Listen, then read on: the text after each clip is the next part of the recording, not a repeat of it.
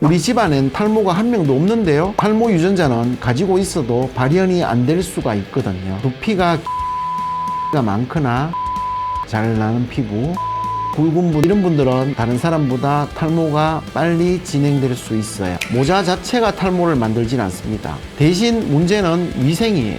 동필입니다. 안녕하세요. 탈모엔 신동필입니다. 저한테 치료 오시는 분들 중에 너무 늦게 찾아오시는 분들이 굉장히 많아요. 조기에 발견하고 치료했으면 이렇게까지는 안 되었을 텐데 제가 그분들에게 항상 아이고 왜 이제야 오셨어요 이렇게 말을 하죠. 탈모는 어느 날 갑자기 훅 이렇게 찾아오는 게 아니고요. 사실은 머리카락이 빠지기 전에 미리 보내는 전조 신호들이 있어요. 그런데 이 신호를 모르고 그냥 넘기면 어떻게 될까요? 이마가 점점 뒤로 밀리게 되고 정수리가 환해진 뒤에야 아차 하고 병원에 오시는 분들이 정말 많습니다. 그래서 오늘은 제가 직접 준비한 탈모 가능성 셀프 체크리스트를 통해서 여러분들이 현재 어느 단계에 와 있는지 확인할 수 있도록 알려드리겠습니다. 영상을 끝까지 보시면 체크리스트 점수를 바탕으로 내가 아직 안전한지, 주의 단계인지, 이미 탈모가 진행 중인지 스스로 예측해 보실 수 있을 거예요. 그럼 지금부터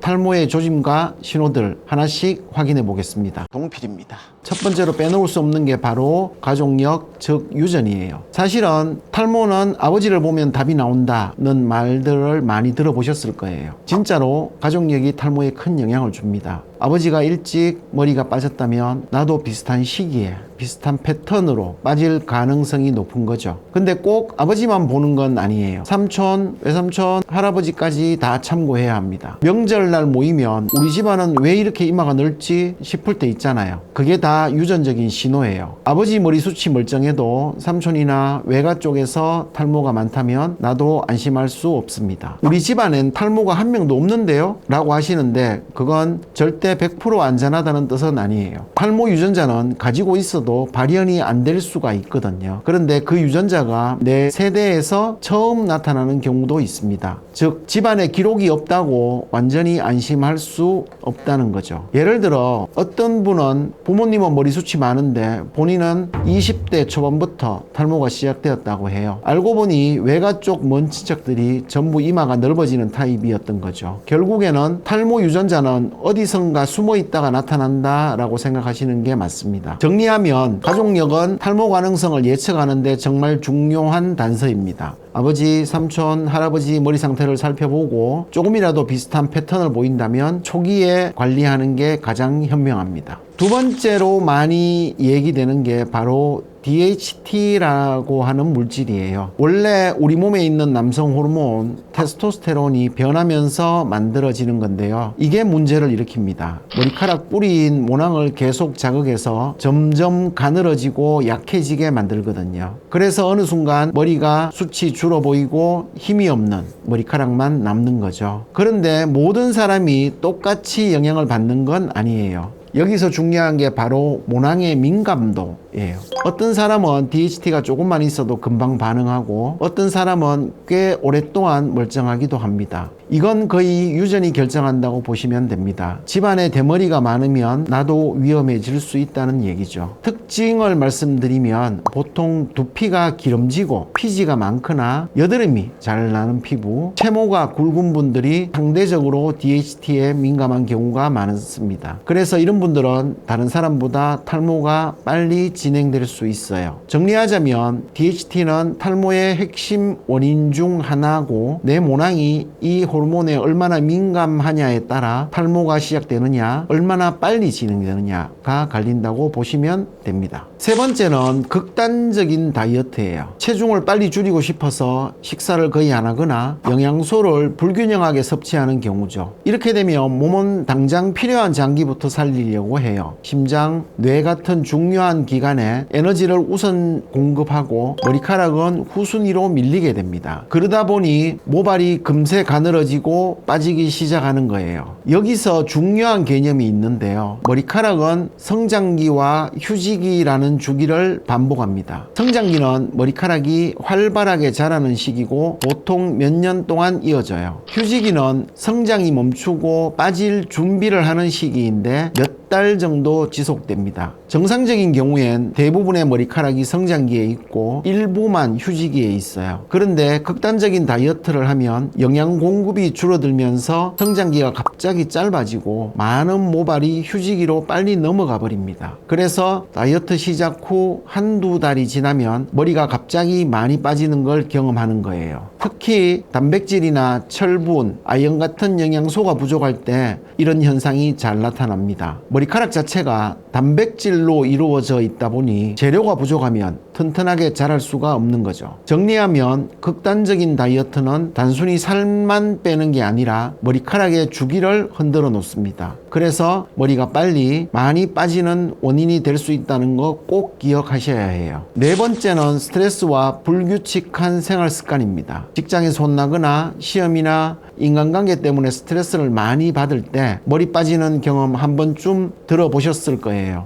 실제로 과학적으로도 이유가 있습니다. 우리가 스트레스를 받으면 몸에서 코티졸이라는 호르몬이 분비가 돼요. 쉽게 말하면 긴장했을 때 나오는 호르몬이라고 생각하면 됩니다. 이 호르몬이 잠깐 나오면 괜찮은데 계속 높은 상태가 유지되면 문제가 됩니다. 왜냐하면 면역력이 떨어지고 두피로 가는 혈류, 즉 피의 흐름이 줄어들기 때문이에요. 결국 모낭이 충분한 산소와 영양분을 받지 못해서 머리카락이 약해지고 빠질 수 있습니다. 또 스트레스를 받으면 잠을 잘 못 자는 경우가 많죠. 수면 부족 자체도 코티졸 분비를 늘리기 때문에 악순환이 계속되는 겁니다. 밤새 뒤척이거나 새벽까지 스마트폰을 보는 습관도 탈모를 더 빨리 불러올 수 있어요. 이럴 때 가장 좋은 방법 중 하나는 운동이에요. 운동을 하며 몸속 코티졸 수치가 떨어지고 혈액순환도 좋아져서 두피까지 영양 공급이 잘 됩니다. 또 숙면에도 도움이 되기 때문에 탈모 예방에 상당히 효과적입니다. 정리하면 스트레스와 불규칙한 생활 습관은 머리에 직접적인 타격을 줍니다. 특히 코티졸이라는 스트레스 호르몬이 탈모와 연결된다는 걸 기억하시고 규칙적인 생활과 꾸준한 운동으로 관리하는 게 정말 중요합니다. 다섯 번째는 염색, 탈색, 펌, 매직 같은 화학 시술이에요. 머리 스타일 바꾸고 싶을 때 많이 하시죠. 또 요즘 젊은 남성분들도 스타일링에 관심이 많으셔서 이런 거 많이 하시더라고요. 근데 이게 잦아지면 두피랑 모발에는 꽤 큰 부담이 됩니다. 이러한 시술이 어떻게 이루어지냐면 모발의 겉을 감싸고 있는 큐티클 층을 강제로 열어버린 뒤에 색소를 넣거나 구조를 바꿔버리는 방식이에요. 문제는 이 과정에서 머리카락 자체가 손상되는 건 물론이고 화학 성분이 두피에 닿으면서 자극과 염증을 유발할 수 있다는 거예요. 특히 두피가 민감한 분들은 염색약이나 파마약을 바르고 나서 따갑거나 가려운 경험이 있으셨을 거예요. 이게 반복이 되면 두피가 약해지고 결국에는 모낭 건강까지 무너져서 탈모로 이어질 가능성이 높아집니다. 한두 번 하는데 괜찮지 않나요? 라고 물어보시는 분들도 있는데 맞아요. 당장 한 번 했다고 탈모가 생기진 않아요. 하지만 문제는 빈도입니다. 한 달에 한 번, 두 달에 한 번 꾸준히 반복하다 보면 두피라는 땅이 점점 척박해질 수밖에 없습니다. 척박한 땅에서 건강한 식물이 자라기 힘든 것처럼 손상된 두피에서는 건강한 모발이 자라기 어려워지는 거죠. 정리하면 잦은 화학시술은 단순히 머릿결만 상하는 게 아니라 두피 건강과 탈모에도 영향을 줄 수 있습니다. 스타일링도 중요하지만 두피 건강을 지키는 게 훨씬 장기적으로는 이득이라는 점 꼭 기억하시면 좋겠습니다. 구독,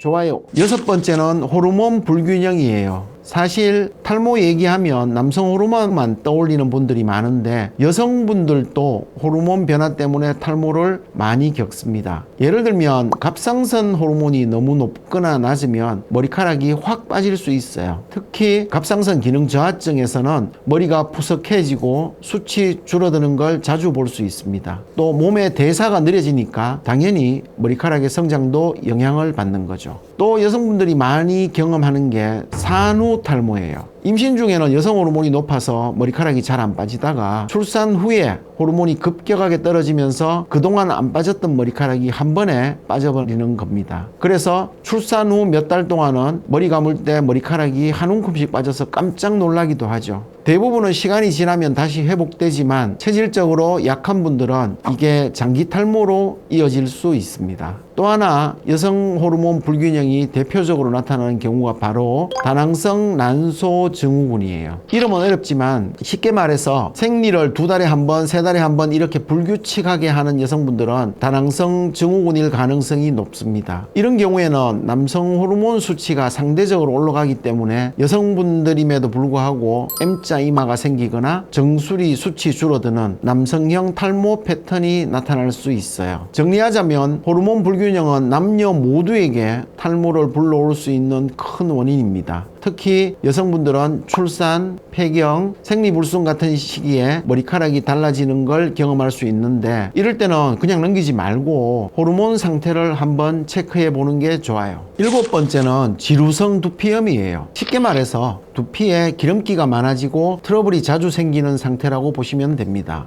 보통은 머리에 피지가 과도하게 분비되면서 두피가 끈적거리거나 뾰루지가 나고 가렵고 빨갛게 달아오르는 증상들이 나타나요. 심하면 두피에서 진물이 나거나 각질이 두껍게 쌓이는 경우도 있습니다. 실제로 병원에 오시는 분들 중에 머리를 감아도 금방 떡져요. 두피가 가렵고 여드름처럼 뭐가 자꾸 올라와요 라고 하시는 경우가 많습니다. 문제는 이런 상태가 반복되면 단순히 불편한 걸 넘어서서 모낭 건강에도 악영향을 준다는 거예요. 계속 염증이 생기면 모낭이 손상되고 머리카락이 약해지거나 빠질 수 있습니다. 그래서 지루성 두피염은 탈모의 전조 증상으로도 볼 수 있습니다. 저는 탈모 아닌데요? 그냥 두피가 예민할 뿐이에요 라고 생각하실 수 있지만 사실 두피염이 반복된다는 건 그만큼 두피 환경이 불안정하다는 신호입니다. 탈모로 이어질 가능성이 크기 때문에 가볍게 넘기시면 안 돼요. 정리하자면 두피가 기름지고 자주 가렵거나 트러블이 난다면 단순 피부 문제로만 보지 마시고 탈모의 경고등일 수도 있다는 점을 기억해 두시면 좋겠습니다. 8째는 모자나 헬멧 착용 그리고 침구 위생 문제예요. 많은 분들이 모자 쓰면 탈모 온다 라고 걱정하시는데 사실 모자 자체가 탈모를 만들진 않습니다. 대신 문제는 위생이에요. 예를 들어 하루 종일 모자나 헬멧을 쓰고 있으면 안쪽이 습하고 따뜻해지면서 곰팡이나 세균이 번식하기 좋은 환경이 됩니다. 특히 땀이 많은 분들이나 같은 모자를 계속 오래 쓰는 경우에는 두피에 자극이 생기고 지루성 두피염으로 이어질 수 있어요. 헬멧 안쪽에 땀 냄새가 배어 있는 경험 다들 해보셨을 거예요. 그게 바로 두피에도 영향을 주는 거죠. 비슷한 논리가 침구 위생에도 적용돼요. 베개나 이불을 자주 세탁하지 않으면 피지나 땀, 각질이 쌓여서 세균이 번식하기 쉽습니다. 두피가 기름지거나 예민한 분들은 이런 환경에서 자는 것만으로도 두피 트러블이 생길 수 있어요. 나는 모자를 안 쓰는데 괜찮겠지 라고 생각하실 수도 있지만 세탁하지 않은 베개도 사실은 큰 모자 같은 역할을 하는 셈이에요. 그래서 생활 속 관리 팁을 드리자면 모자는 가능하면 땀에 젖은 후 바로 세탁을 하거나 통풍이 잘 되는 소재를 선택하는 게 좋아요. 헬멧 안쪽에는 탈부착이 가능한 커버를 씌워서 주기적으로 빨아주시면 훨씬 위생적이고요. 베개 커버는 최소 일주일에 한 번은 갈아주는 게 두피 건강에 큰 도움이 됩니다. 정리하면 모자나 헬멧 착용 자체가 문제라기보다 습기와 세균이 쌓이는 환경이 탈모를 유발할 수 있다는 점이에요. 그래서 모자를 쓴다면 위생관리, 침구도 정기적인 세탁을 꼭 챙기셔야 한다는 거 기억해 두시면 좋겠습니다. 9번째는 머리를 잘 안 말리는 습관이에요. 바쁘거나 귀찮아서 그냥 자연 건조시키는 분들이 많죠. 그런데 이게 생각보다 두피 건강에는 큰 타격을 줄 수 있습니다. 머리가 젖어 있는 상태는 곰팡이나 세균이 번식하기에 딱 좋은 환경이에요. 빨래를 건조기에 안 돌리고 방에 널어두면 축축한 냄새가 나는 것과 똑같다고 보시면 됩니다. 두피도 마찬가지라서 젖은 채로 오래 두면 염증이 생기고 지루성 두피염이 악화될 수 있습니다. 또 저는 드라이로 말리긴 해요 하시는 분도 있는데 문제는 대충 말리는 거예요. 겉에는 말랐는데 속은 아직 축축하게 남아있으면 결과적으로 자연건조랑 크게 다르지 않습니다.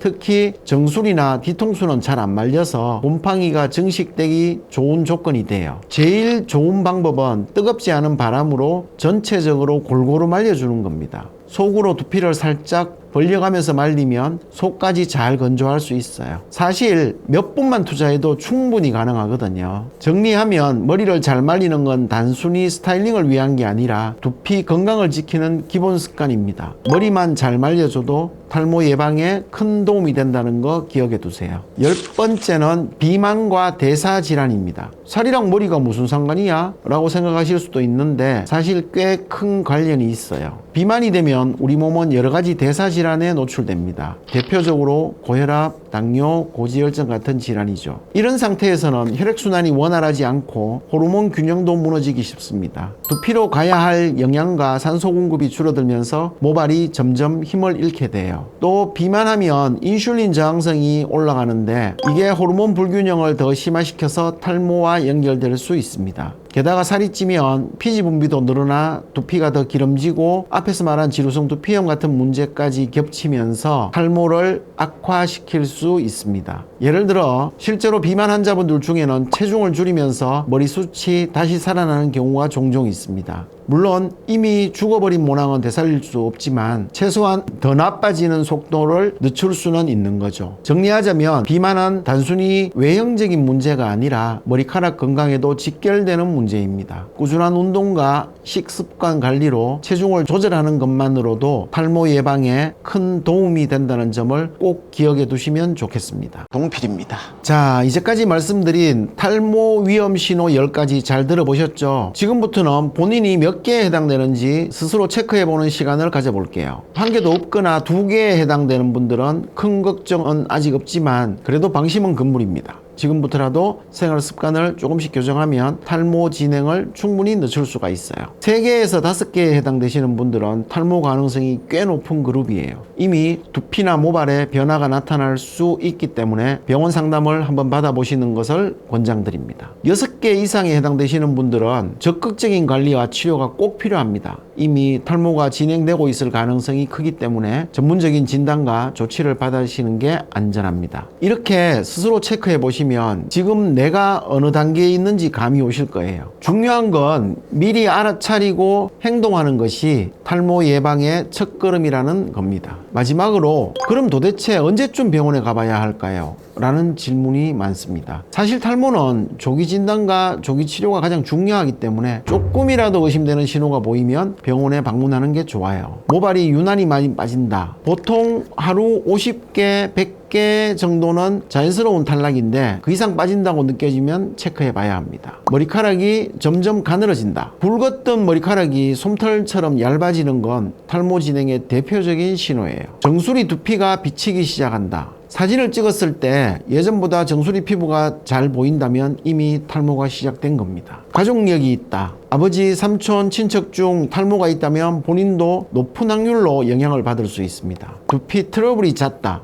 지루성 두피염, 염증, 심한 가려움증이 반복된다면 탈모와 동반될 가능성이 큽니다. 이런 신호들이 나타나면 조금 더 지켜보자가 아니라 바로 전문의 상담을 받아보는 게 안전합니다. 탈모는 시간이 지나면 회복 비용과 난이도가 기하급수적으로 커지기 때문에 초기에 잡는 게 가장 현명한 선택이에요. 정리하면 병원에 가야 할 기준은 단순합니다. 머리카락이 갑자기 많이 빠지거나 눈에 띄게 가늘어지거나 두피가 달라졌다 싶으면 바로 병원 상담. 이 기준만 기억하셔도 시기를 놓치지 않고 적절하게 대응할 수 있을 거예요. 구독, 좋아요. 오늘 내용 도움이 되셨나요? 탈모는 누구에게나 찾아올 수 있지만 조금만 빨리 알아차리고 습관을 바꾸면 충분히 관리할 수 있다. 는 점 꼭 기억하세요. 혹시 오늘 말씀드린 10가지 신호 중에 내가 몇 개나 해당되는지 댓글로 공유해 주시면 좋겠습니다. 다른 분들과 경험을 나누는 것만으로도 큰 도움이 되거든요. 그리고 주변에 탈모 때문에 고민하는 친구나 가족이 있다면 이 영상을 공유해 주세요. 혼자 걱정하는 것보다 함께 정보를 나누는 게 훨씬 힘이 됩니다. 마지막으로 더 많은 탈모 관리 팁과 모발 건강 정보를 받아보고 싶으시다면 구독, 좋아요, 알림 설정 잊지 마시고요. 저는 다음에 또 풍성한 이야기로 돌아오겠습니다. 감사합니다. 어디까지 빠지는 거예요? 오늘이 내 인생의 가장 젊은 날이다. 절대 포기하시면 안 됩니다. 탈탈 털리지 말고 모발이 있을 때 지킵시다.